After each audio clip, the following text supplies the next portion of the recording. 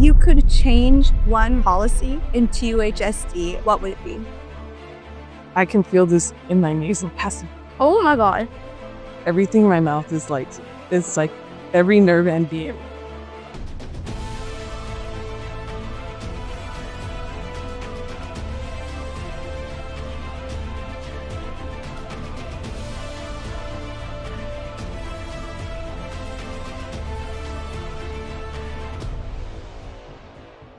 What's up, Redwood? I'm Madison. And I'm Penelope, and this is Red Hot Ones, the show with hot questions and even hotter wings. After a late December decision, the board voted to co-locate San Andreas High School and Temescal High School on a single campus to address budget concerns. Next door to Redwood High School is San Andreas, a smaller campus designed for students on alternative learning paths. District officials announced that the new co-located campus will be led by the current Temescal principal, Kim Stifler. As part of that change, Cathy Flores will no longer serve as principal of San Andreas High School at the end of the transition. Today, we're joined by Cathy Flores herself, the current principal of San Andreas High School. Hey. Hi, Giants.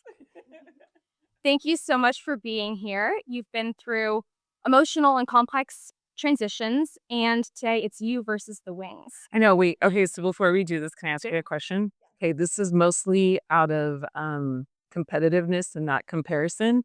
How far did Mr. Payne get in the sauces, if you remember? I think he got to the last one. No. He did, but we'll see how if you handle them. Yeah, it's about that. Okay. All right. I made it to the last one, but I had full tears streaming down my face, so I have tissues for us and a whole thing of ice. All right. The rules are simple. We have a lineup of wings that start off mild and then eventually get hot and boiling hot. So, are you ready? Okay, girls. Let's do it. Lady Giants. All right. We're going to start off with the most mild, which is Shakonda's Hot Tropic, which is hot pepper sauce. Okay. I've done a version of this with Teacher Family, actually. Oh, really? Yeah. Really? Yeah. So, but it was challenging. So I don't want you to think I'm going to be okay at all. So just a little dip. Oh, you are like immersing. Well, she's good. She has a good spice tolerance. All right. When I work. I'll say your first question before we start eating so you have a moment to think on it. But if you could describe San Andreas High School, its purpose, and what you do there.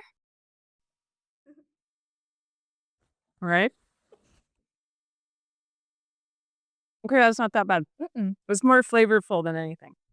Mild. Much mild. All right, hot topic. So San Andreas, in terms of the type of school it is or the community it serves, it's for students who are in credit recovery. So students who, for a number of different reasons, are behind in credits.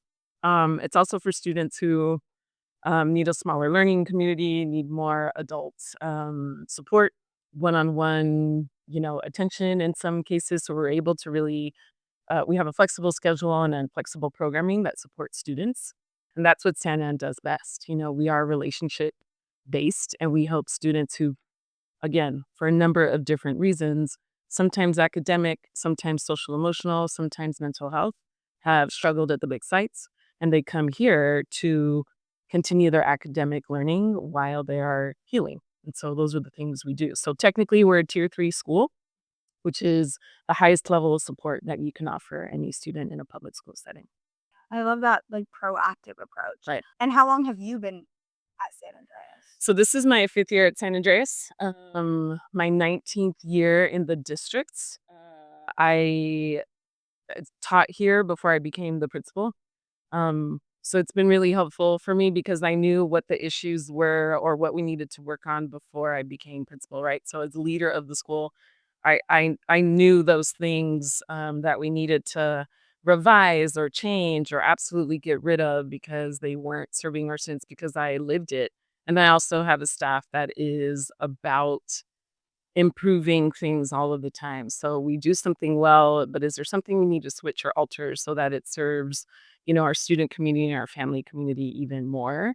And it's my absolute favorite school to be at. So we're trying both just winging it and sriracha hot sauce. So it's going to be a fun bite. Okay. I will say, I was telling them, the actual chicken itself is an improvement from what we had in our last episode. All right, and while you eat that, I'm gonna say, if you could describe San Andreas in 3 words, what would those words be? Oh, only 3? Mhm. Ooh, yeah, okay. That was a little spicier. Still on mild. Still more on the flavorful side. Yeah. Okay. I would say, San Andreas is student-centered, love-filled, and authentic. Like, we're very real here. So even if it's, a challenge or something hard, we're very real about how we handle everything. There's no sugarcoating or anything like that. There's a lot of authenticity that happens all the time, even when it's not pretty, from any of us staff or students. I feel like that's really valuable. I know we're at Redwood, and even though we're really right next to each other, I still think Redwood could have a lot to learn about transparency and being open. It's time for the hot level of hot sauce. Okay. This is tropical amarillo, a fan favorite. No, I'm Cuban American. We don't do spicy. I am half Mexican as well, but like not like that has not. Like this. Yeah, it's not. This is all garlic. Okay, so what's a hard truth about school that students deserve to hear? Wow. A hard truth about school. I think school is not perfect. And I think students need to stop trying to be perfect in a system that is imperfect. After being at multiple sites now, oh, sorry, my voice just, it's like right getting you. I would say, grading is so challenging on so many levels, I think, for teachers and students and the parent community. The way we currently do grading, I don't find it to be very equitable. Like it's just a challenging thing, and so much weight is placed on grades, and there's an imbalance of. I would want to unpack that. And that's a huge one because grades mean so much. Yeah. Well, I just think people will go to such extreme lengths to get the grade they want. Yeah. All right, so we've made it through the first row of the hot sauces. My lip over here though feels a little numb. I don't think you should let it touch your lip. Like, don't let that. We learned that last time, kind of the hard way. But yeah, I thought I knew that, but Do you want to pass me the? Is it this one? Yeah, this is the Bomb Evolution. This is the one that famously brought the tears for our last. I can smell it. Okay. I can feel this in my nasal passage. Oh my god. Everything in my mouth is like, it's like every nerve ending. Really. Doesn't your tongue have the most nerves? Or your... Is that real water? Like, I can get us more. Here's X. Do you want to just talk that? This is so bad. Oh my god.